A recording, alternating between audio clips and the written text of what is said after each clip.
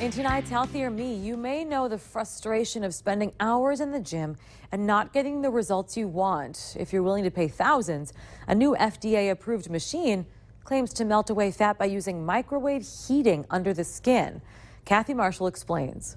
This is the new Vanquish machine for melting your fat, and it could work miracles. It just feels like a warm, like a heating pad kind of on the sides. Otherwise, you don't feel anything. The metabolism slows down, and now being in my upper 40s, it takes a little bit longer to actually undo what I like to do, which is eat.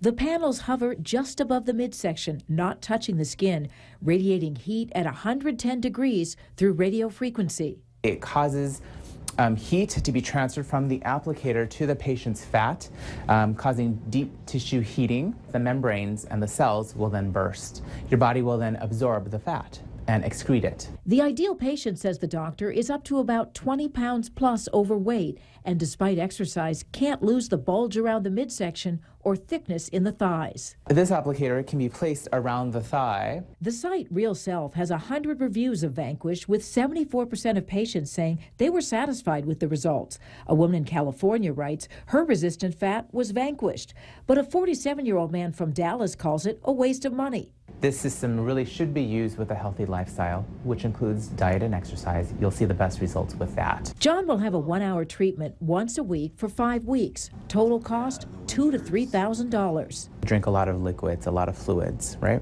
About 60 ounces of water or liquids a day. The recently FDA-approved treatment for some patients replaces liposuction or a tummy tuck. With no anesthesia required, Vanquish is more appealing with no recovery time. Stepping on the scale after treatment, John thinks he lost some weight. 175. Last time I checked, it was 178. He's quickly reminded the goal of Vanquish isn't weight loss, but instead reducing and tightening problem areas in patients with realistic expectations. I don't think it's a replacement for exercise, but an enhancement.